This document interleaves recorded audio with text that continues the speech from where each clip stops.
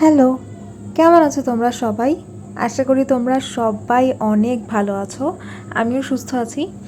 আর আজ তোমাদের সাথে শেয়ার করব এই স্টেরি নাইট শাড়িটার কাজ, যেটা আমি অনেক দিন আগেই করেছিলাম, কিন্তু ভিডিওটা শেয়ার করা হয়নি।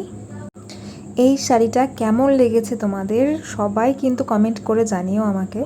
আর সবাই লাইক করতে ভুলো না, শেয়ার করে দিও। আমার ইউটিউব চ্যানেলটা অবশ্যই সাবস্ক্রাইব করে নিও।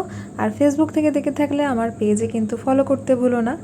শুরুতেই এইসব বলে দিলাম। যাই হোক, এই যেখানে আমি শুরু করছি, এই কালারগুলো কিন্তু আমি সেরকমভাবে সব কিছু আলাদা আলাদা করে কিনেছি এমনটা না। আমি কিন্তু কালারগুলো নিজে থেকেই বানিয়ে নিয়েছিলাম। তাতে করে আমার আর আলাদা আলাদা করে প্রত্যেকটা কালার কিনতে হয়নি।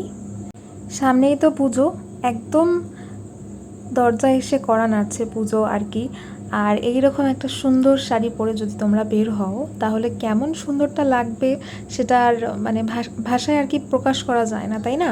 আর ইউনিক শাড়ি হলে তো আর কি বলবো। আর আমি অনেক রকমের শাড়ির কালেকশন কিন্তু আমার পেজেই পোস্ট করতেই রয়েছি। তোমরা কিন্তু অবশ্যই চেক করো। আর যেই শাড়িটা পছন্দ হবে, অথবা পাঞ্জাবি, অথবা যে কোনো ড্রেস আমি যেগুলো শেয়ার করছি, পছন্দ হলেই কিন্তু তোমরা অবশ্যই হোয়াটসঅ্যাপ করে বুকিং করে নিতে পারো তোমাদের নিজেদের জন্য। আর চটপট করে বুকিং করো। শেষ মুহূর্তে গিয়ে তোমাদেরকে না করতে আমাদের অনেক কষ্ট হয়।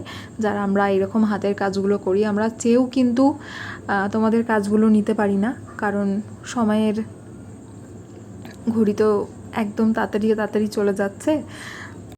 আচ্ছা, এখানে ভিডিওটা দেখে কিন্তু মনে হতে পারে আমি বাঁ হাত দিয়ে কাজ করছি, তা কিন্তু না। আমি ডান হাত দিয়ে কাজ করছিলাম। এডিট করার সময় একটু প্রবলেমের জন্য আমার এইভাবে এডিট করতে হয়েছে। তো এখন আবার ঠিক করে নিয়েছি, দেখো। আর ব্লুর কাজটা হয়ে গিয়েছিল, আমি এখানে এইবার হলুদের কাজটা করছিলাম। এই শাড়ির কাজগুলো আসলে বড় ফ্রেমে না করলে সেইভাবে বোঝানো সম্ভব হয় না, তবে কিছু করার নেই, যেহেতু জায়গার অভাব। আর যখন আমি বড় ফ্রেমে কাজ করি তখন সেখানে ভিডিও করা সম্ভব হয় না, তাই জন্য আমি তোমাদের সাথে ছোট করেই শেয়ার করছি।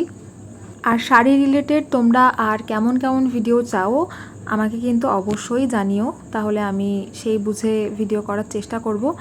তবে সেটা হয় না অনেক সময়, দেখা যায়, কারণ যেমনভাবে অর্ডার পড়বে সেইভাবে আমাকে কাজ করতে হয়। তারপরও আমি চেষ্টা করব নিজের যে কাজগুলো থাকে, নিজে যখন কাজ সারি আমি, তখন এই কাজগুলো করার চেষ্টা করব তোমাদের ইচ্ছে অনুযায়ী।